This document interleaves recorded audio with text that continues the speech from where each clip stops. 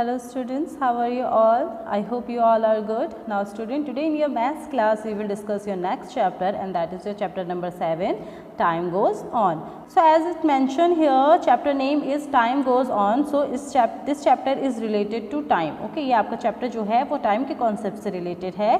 So here we will discuss all the topics which are related to time, just like minutes, hours, seconds, days, weeks, months. Okay. So let's start from the page number 95, your chapter number 7, time goes on, page number 95. So just open your page number 95 and first just open your page number 96. In your page you have some words, आपको यहाँ पे कुछ words दिए हैं, clear? So आपको इन words का use करना है यहाँ पे जो आपको fill up दिए हैं, okay? इस fill up को fill करने के लिए आपको इन words का use करना है and हम इन word का use क्यों करेंगे? Let's check. So your first topic is उल्टा पुल्टा टाइम. उल्टा पुल्टा टाइम मीन्स आपका जो दिन है वो रात में, सुबह शाम में, शाम सुबह में, शाम रात में, रात शाम में, ये सब कुछ टाइम जो हो गया उल्टा पुल्टा हो गया. ओके, तो अब आपको करना है इसको correct. So here you have some highlighted word. Okay, आपको पिंक कलर से कुछ वर्ड्स लिखे हुए हैं, इनकी जगह आपको करेक्ट वर्ड यूज़ करना है यहाँ से. Clear? So let's check. So चलिए स्टार्ट करते हैं. Your first line is As the sun sets, Sumana wakes. जैसे ही सनसेट होता है सुमना उठती हैं. तो क्या आप सनसेट में उठते हैं? नो. जब सनराइज होता है तब हम तब उठते हैं. तो यहाँ पर आपका आएगा sun rises. As the sun rises Sumana wakes up. Okay, जैसे ही सनराइज होता है सुमना जो क्या करती हैं? सुमना उठती हैं. सुमना जैसे ही आपका सनराइज होता है उठती हैं. Next is What a lovely evening. कितनी लवली शाम है. तो क्या हम जब उठते हैं तब शाम हो रही होती है? नो. इट मीन्स हम यहाँ पे क्या लिखेंगे? Morning. Okay, and all the words which you feel here, all the words are mention here in your page number 96. So she said, what a lovely morning. She washed her face fast in 2 hours. Oh my God, 2 hours? क्या हमें 2 hours का time लगता है face wash करने में? No. So we will write here 2 minutes. Okay, she washed her face in 2 minutes. वो 2 minute में अपना फेस वॉश करती हैं. And she goes straight to the bird nest. और वो सीधा कहाँ जाती हैं? चिड़िया के घोंसले के पास जाती हैं. She has been watching the eggs for the last few months. वो last few months से इन eggs को देख रही थी. So students, जब birds अपने nests देते हैं जब birds अपने eggs देते हैं तो क्या उन eggs में से छोटे छोटे baby birds को बाहर आने में months लग जाते हैं? No. ओके, वो कुछ ही दिनों में उन अंडों से बाहर आ जाते हैं. So यहाँ पे आपके months की जगह आएगा days. She was watching for the baby birds to come out. वो देखना चाहती थी कि ये बेबी बर्ड जो हैं ये बाहर कब आएंगे और ये कैसे लगेंगे. Now next line is but before she can blink her eyes. पर जैसे ही उसने अपनी आंखें झपकाई इतने में क्या हुआ? इन अ वीक. तो क्या हमें आंखें झपकाने में वीक का टाइम लगता है? No. So in a week, तो जैसे उन्होंने अपनी आंखें झपकाई, in a week a cat jumps to the tree. तो एक हफ्ते बाद एक जो कैट है वो ट्री पे जंप करती है. तो क्या कैट को ट्री पे जंप करने के लिए 1 हफ्ते का टाइम लगेगा? 1 week? नो. यहाँ पे आपका आएगा moment. MOMENT, moment. Okay, so आपकी करेक्ट लाइन होगी in a moment a cat jumps to the tree. तो उसी मोमेंट, उसी समय क्या होता है? एक कैट आपके ट्री पे जंप करती है. किसके लिए? उन एग्स के लिए. The mother bird cried loudly. अब जो मम्मा बर्ड होती हैं वो बहुत ज़ोर ज़ोर से रोने लग जाती हैं क्योंकि उसके एग्स पे कौन अटैक करता है? Cat. Sumana rushes to shoo away the cat. Sumana भाग के क्या करती है? कैट को वहाँ से भगाने के लिए आती हैं. एज द कैट जम्प्स, जैसे ही कैट जो करती है पेड़ से नीचे जंप लगाती है, it his the big green mango. धम. तो वो क्या करती है? एक बड़े से मैंगो से टकराती है और वो उसके सर पे लगता है और आवाज़ आती है धम. Next is 2 days it is on the ground. 2 दिन में वो क्या हो जाती है? ग्राउंड में गिर जाती है. तो क्या कैट को अपने पेट से नीचे गिरने में 2 दिन का टाइम लगेगा? No. So here we will write seconds.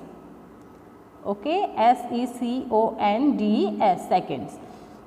2 second में क्या होता है, कैट जो बहुत ज़ोर से कैट नीचे गिर जाती हैं। Oh how sad, the mango is still not fully ripe, mango जो है वो अभी तक पका नहीं था और कैट के जंप करने से वो टूट के नीचे गिर गया है। It needed 1 more year to become sweet, इसको 1 साल और लगता स्वीट होने के लिए। तो क्या मैंगो को पकने के लिए 1 साल का टाइम लगता है? No. So here we will write week, हम यहाँ पे क्या, so here we will write week, एक बिकॉज एक मैंगो को पकने के लिए कुछ हफ्तों का ही टाइम लगता है, पूरे साल का नहीं। Next is Suddenly Sumla's sister calls out, "Are you still not hungry? Has your stomach clock gone to sleep?" क्या तुम्हें अभी भी भूख नहीं लग रही? क्योंकि मॉर्निंग का टाइम था और सुमना उठते ही जिद्दा फटाफट मुँह धो के भाग के चिड़िया के बच्चों को देखने चली गई थी। तो उनकी सिस्टर पीछे से आवाज़ लगाती हैं, क्या तुम्हें अभी भी भूख नहीं लगी है? क्या तुम्हारे पेट की जो घड़ी है क्या वो सो गई है क्या? आपको भूख नहीं क्यों नहीं लग रही है? कम and eat hot upma for dinner, आओ और डिनर के लिए उपमा खाओ। तो क्या सुबह उठ के आप डिनर करते हैं? No. So here the answer is breakfast. आपका यहाँ पे आंसर आएगा breakfast.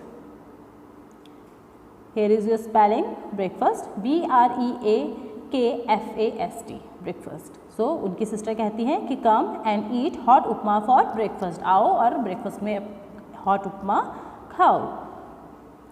Now come to the next page, page number 96. Wasn't that funny? You must have guesses that the colored words are wrong. Choose the correct word from the box given below. तो तुम्हें नहीं लगता कि ये सारी चीज़ें जो उन्होंने मेंशन की थी, सेट, इवनिंग, हार्स, मंथ, ये सारी गलत थी।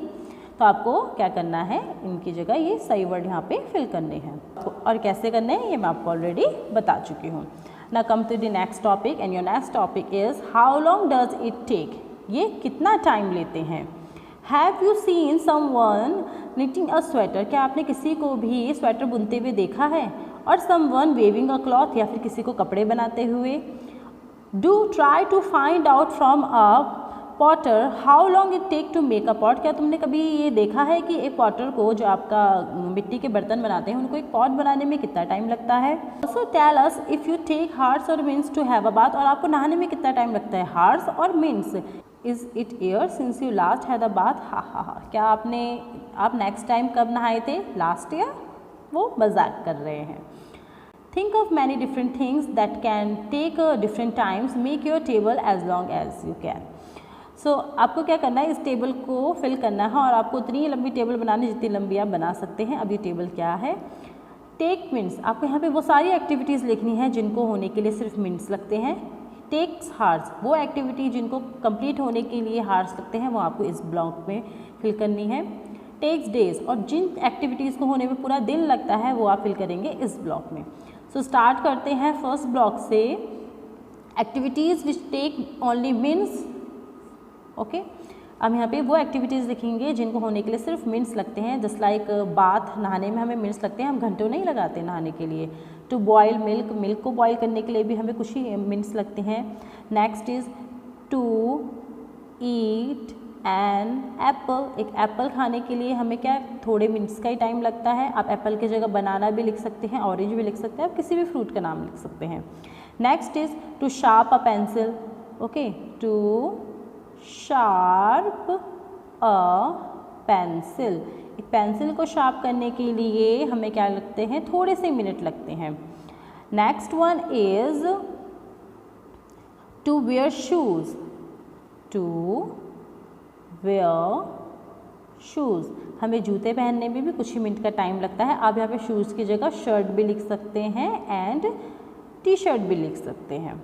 क्लियर। तो यहाँ पे 3 एक्टिविटीज़ हैं जिनको होने के लिए कुछ मिनट्स का ही टाइम लगता है। इसमें आप टू ब्लो अ बैलून भी लिख सकते हैं, टू ब्लो अ बैलून, एक बैलून को फुलाने में भी हमें कुछ मिनट्स का ही टाइम लगता है।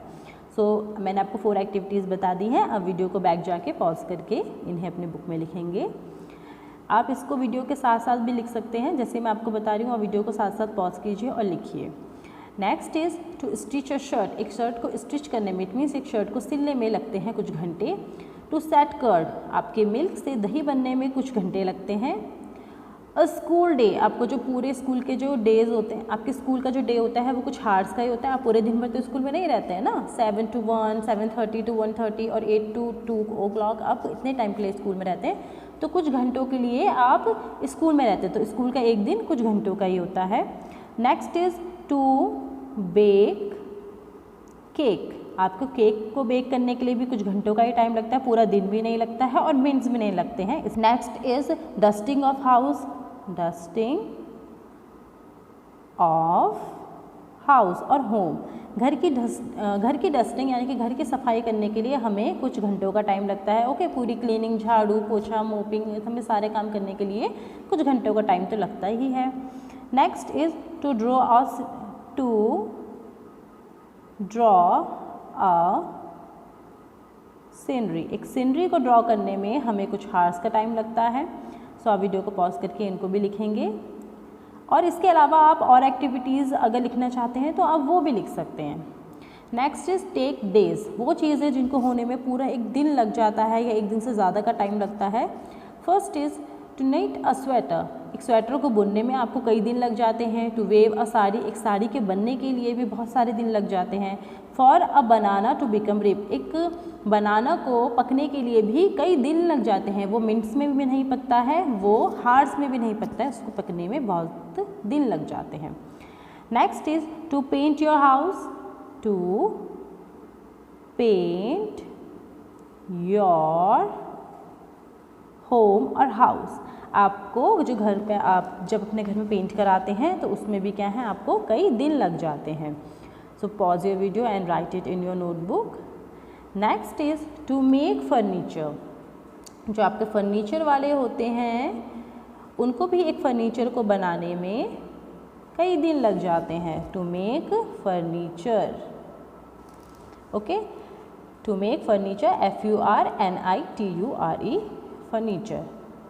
Next is for seed to germinate, for seed to germinate,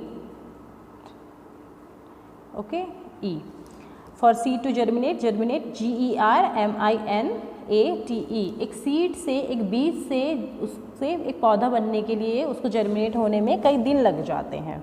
activity is for seed to germinate, इसके अलावा आप और एक्टिविटीज़ भी लिख सकते हैं, is totally up to you. Okay, so that's a page number 96. Now come to the next page, and here you have another activity. Think of some other things, some fast and some slow. Make a long list. अब आप क्या करिए, कुछ ऐसे activities के बारे में सोचिए जिनको होने में जो बहुत ज़्यादा फास्ट होती हैं और बहुत ज़्यादा स्लो होती हैं, मतलब कुछ एक्टिविटी जो बहुत जल्दी हो जाती हैं, ओके, और ऐसे एक्टिविटीज़ जो बहुत ज़्यादा फास्ट होती हैं।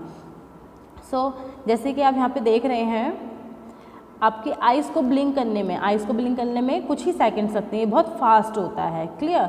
स्नैप माई फिंगर, आप जब फिंगर से चुटकी बजाते हैं, कैसे चुटकी बजाते हैं हम अपने फिंगर से, क्लियर? इसके लिए भी हमें क्या लगते हैं, बहुत कम टाइम लगता है, ये भी बहुत फास्ट एक्टिविटी है।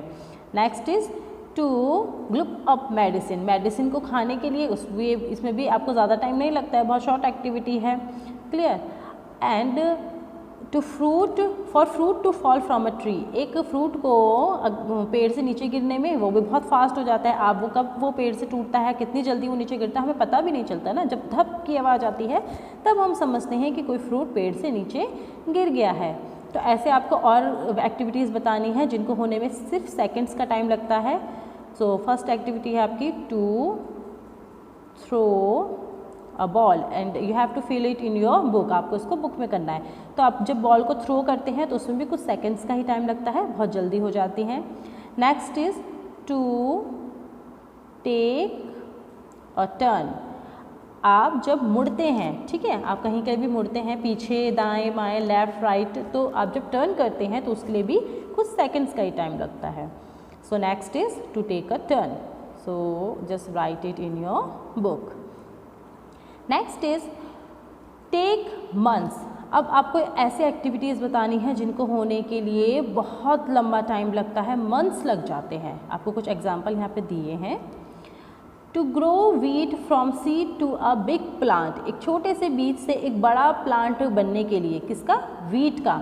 तो जो आपके वीट्स होते हैं उनको ग्रो होने में मंथ्स लग जाते हैं। To change from summer to winter, गर्मियों से सर्दियों को आने के लिए भी मंथ्स लग जाते हैं।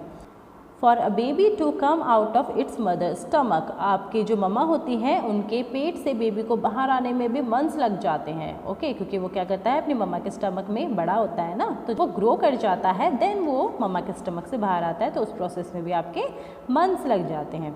सो अब आपको ऐसी एक्टिविटीज़ लिखनी है जिनको होने में मंथ्स लगते हैं। For example, to write a book, एक बुक को लिखने में भी मंथ्स लग जाते हैं। To write a book. Okay, आपकी बुक्स जो हैं सेकंड्स में, मिनट्स में और डेज में तो नहीं लिखी जा सकती, तो बुक को लिखने में भी आपके मंथ्स लग जाते हैं। Second is to construct a house, एक घर को बनने में भी तो मंथ्स लगते हैं ना, कि वो एकदम से फटाफट से सेकंड्स और मिनट्स में खड़ा हो जाता है, no. So second one is to construct a house, एक घर को बनने में भी कई मंथ्स का टाइम लगता है।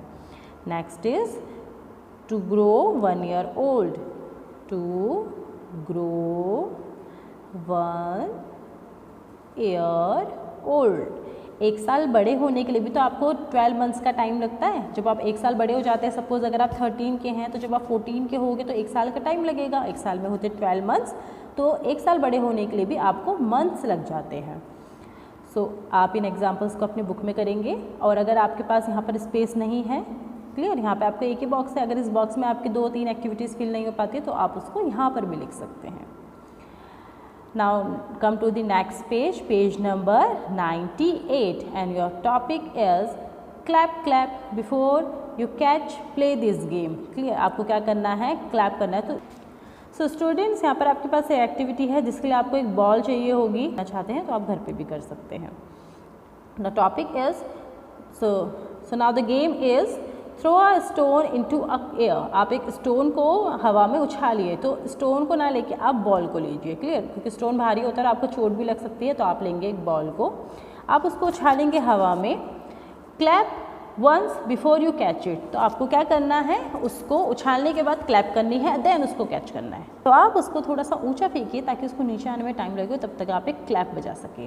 तो आपको क्या करना है, आपको बॉल को करना है throw, then clap, then ball को कर लेना है catch. Throw clap catch, throw clap catch, throw clap catch. Okay, ये आपको करना है। Now try to clap 2 times before the catch. अब आप ट्राई कीजिए, जब आप इसमें परफेक्ट हो जाएंगे ना, तब आप ट्राई कीजिए कि आप 2 बार क्लैप करें। Throw clap catch, throw clap catch, throw clap catch. Okay, जब आप इसमें परफेक्ट हो जाएं, और इसको तब तक कीजिए तब तक आप इससे परफेक्ट नहीं हो जाते। ट्राई मोर क्लैप्स, अब आपको क्या करना है, फिर से बॉल को थ्रो करना है और 3 times 4 times 5 times क्लैप करना है। Throw catch, throw catch, throw catch, throw catch, throw catch. Clear, अब आप जब 3 times से परफेक्ट हो जाए, देन आप उसको 4 times कीजिए, देन आप उसको 5 times कीजिए। स्टूडेंट्स, ये एक्टिविटी आपके लिए इसलिए बेनिफिशियल है क्योंकि इसमें आपको ऐसे एक्टिविटी जो कुछ सेकंड्स में हो जाती हैं उनका थोड़ा आइडिया लगेगा। ठीक है, कि कोई एक्टिविटी जब सेकंड्स का टाइम लेती है तो वो एक्टिविटी कितनी फास्ट होती है। जब आपने 1 क्लैप करी तो वो एक्टिविटी थोड़ी सी स्लो थी, जब आपने 2 क्लैप्स करी तो वो एक्टिविटी थोड़ी फास्ट हुई, जब आप 3 क्लैप करेंगे तो एक्टिविटी और फास्ट होगी, 4 क्लैप्स में और फास्ट, 5 में और फास्ट। तो इससे आपको ये अंदाज़ा लग जाएगा कि जो फास्ट एक्टिविटीज़ होती हैं वो कितने फास्ट हो जाती है। Clear, now next is tap thigh different claps. Clap 2 times and से 1 2। आपको क्या करना है, 2 times क्लैप करना है और आपको कहना है 1 2। कीप क्लैपिंग, और फिर क्लैप करते रहना है 1 2 1 2 1 2।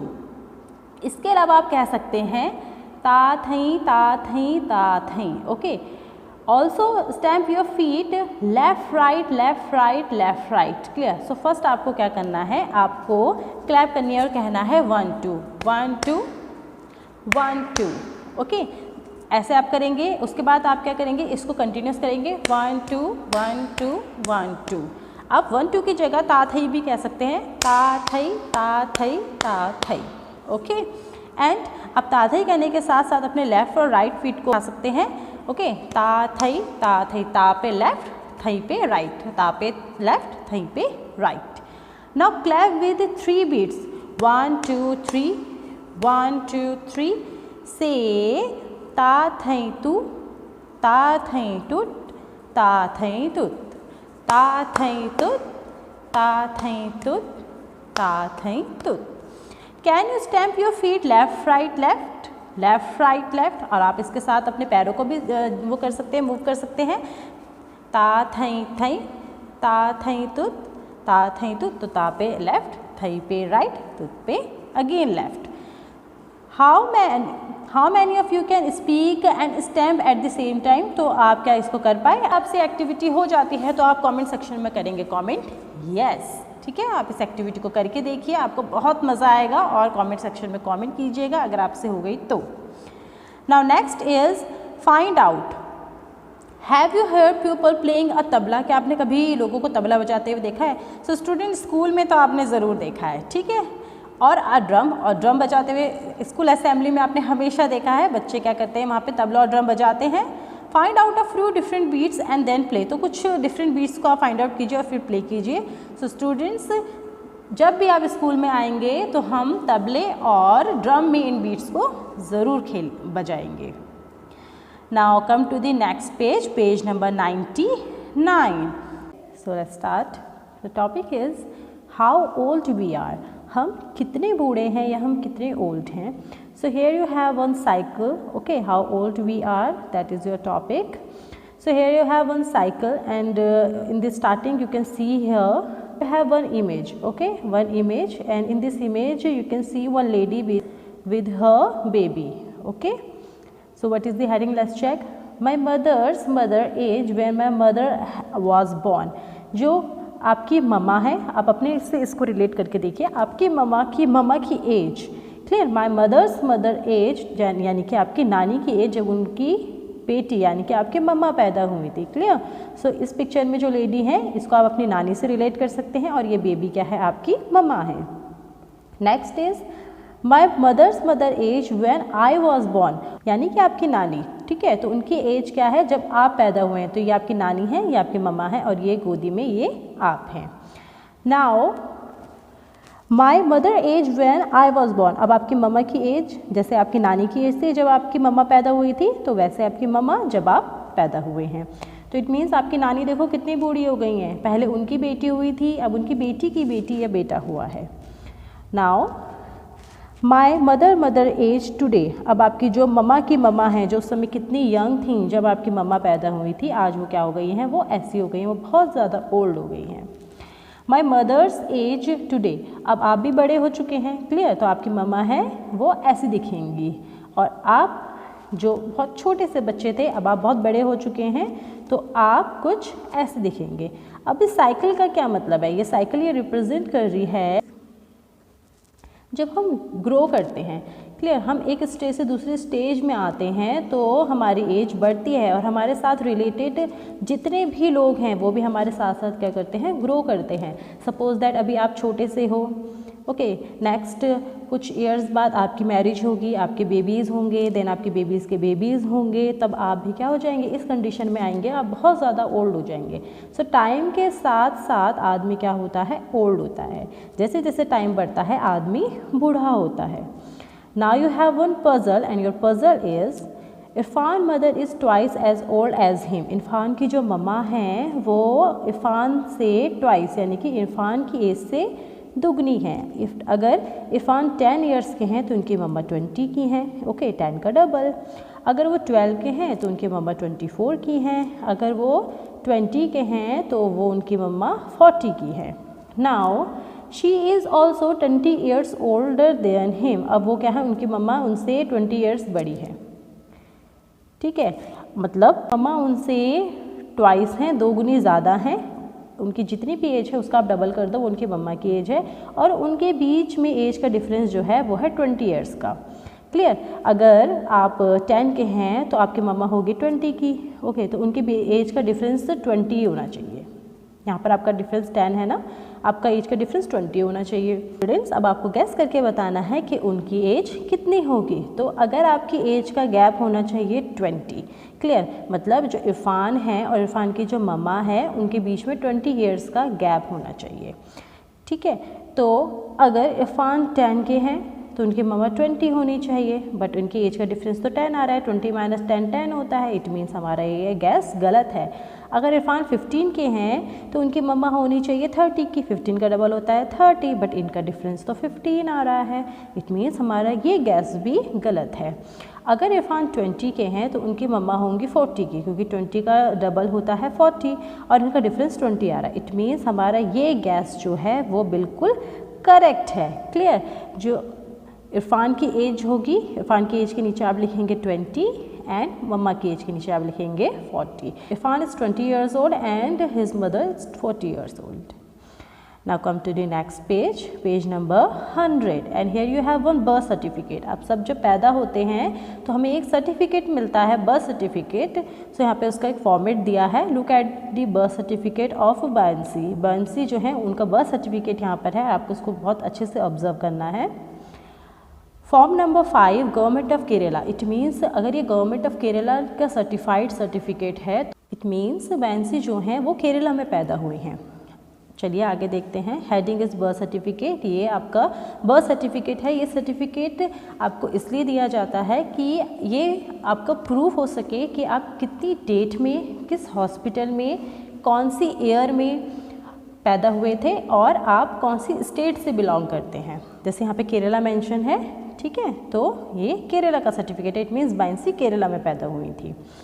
This is to certified that this information is taken from the original record of birth which is in the register of the year, यानी कि ये सर्टिफाइड हो चुका है कि इसमें जितनी भी डिटेल्स फिल हैं ये रजिस्टर से ली गई हैं और ये सारी की सारी क्या है, चेक्ड है। Now the year is 2002, it means buoyancy जो हैं वो 2002 में पैदा हुई हैं, ऑफ कोटयाम पंचायत, और उनकी जो बर्थ प्लेस है वो कौन सा है, कोटयाम पंचायत। नेम बायंसी थॉमस जैकोब, अब इनका नाम जो है वो है बायंसी थॉमस जैकोब, यानी कि आपके नेम के कॉलम में आएगा आपका name. Sex female, it means आप मेल हैं या फीमेल, आप बेबी गर्ल हैं या बेबी बॉय हैं, तो वो गर्ल हैं तो यहाँ पे आएगा फीमेल, बॉय के लिए आएगा मेल। डेट ऑफ बर्थ, अब आप कौन सी ईयर में, किस डेट में, किस मंथ में पैदा हुए हैं वो यहाँ आएगा। सो बायंसी की डेट ऑफ बर्थ है 2/5/2002, इट मीन्स 2 मई 2002, 2 मई 2002, सेकेंड डे 5th मंथ यानी कि मई, एंड 2002 आपका ईयर है। Next is place of birth, यानी कि उनका बर्थ किस जगह में हुआ है, तो प्लेस है आपका कनपुजा hospital, okay. Next is name of father, it means उनके फादर का क्या नेम है, जैकोब थार्कन, ये उनके फादर का नेम है। Name of mother Lara Thomas. Date of registration, उन्होंने कब रजिस्ट्रेशन किया है, दैट इज़ 2/5/2002, सेम डेट 2 मई 2002। रजिस्ट्रेशन नंबर, अब इनका रजिस्ट्रेशन नंबर है 815/02, ये इनके क्या है, रजिस्ट्रेशन नंबर है। नाउ डेट इज़ 5/8/2002, यानी कि इशू कब हुआ है, 5 एंड 8 मंथ आपका होता है अगस्त, सो 5 अगस्त 2002 को ये आपका इशू हुआ है और यहाँ पे आएंगे सिग्नेचर, अथॉरिटी के सिग्नेचर। सो स्टूडेंट्स आपका बर्थ सर्टिफिकेट कुछ ऐसा होता है। अब आपको इस सर्टिफिकेट पे बेस्ड कुछ क्वेश्चंस को करने हैं और ये क्वेश्चंस आप करेंगे अपने बुक में। सो let's start from the first question and the first question is 2/5/2002 shows that Bansi was born on 2- in the year। सो यहाँ पर आपका 2 का मीन तो है कि 2 डेट को वो बॉर्न हुई हैं, 2002 उनका ईयर है। 5 का मीन्स क्या है, May, okay, January, February, March, April, May. So here answer is May, just write in your book May. वो बॉर्न हुई है 2 May in the year of 2002। 2000 year के मई मंथ की 2 डेट को वो 2 तारीख को वो पैदा हुई हैं। Next is how old will buoyancy be on 2 मई 2008। अब वो 2 मई को बॉर्न हुई है 2002 में, अब 2008 में वो कितने ईयर की हो जाएंगी, सो 2008 में से अगर आप 2002 माइनस कर दें, क्योंकि 2002 में वो पैदा हुई थी, आप 2008 में से 2002 को सब्ट्रैक्ट करेंगे, आपका आएगा 6।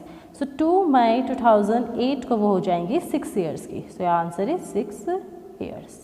So just write here 6 years. Next is how old will she be in the year 2052, वो 2052 को कितने ईयर की हो जाएंगी। सो अगेन आप 2052 में से उनका बर्थ ईयर सब्ट्रैक्ट कर दीजिए। सो 220505 and 0050, so answer is 50। It means 2052 को वो हो जाएंगी 50 ईयर्स की। ओके अगर वो 2002 को पैदा हो रही है तो 2052 को वो 50 ईयर्स की हो जाएंगी। Next question is on which date she will be 8 years old, right in the numbers, वो कौन सी डेट को 8 ईयर्स की हो जाएंगी आपको वो लिखना है। ओके सो उनका डेट ऑफ बर्थ है 2 मई 2002 का। क्लियर। अब आपको उनको कितना बड़ा करना है 8 ईयर्स, तो 8 ईयर्स कौन से डेट में हो जाएंगी। सो आप इसमें कर दीजिए मंथ में 8 ऐड। सो आप इसके ईयर्स में 8 ऐड कर दीजिए। 8 + 2 10, 0 कैरी 1 1 2010।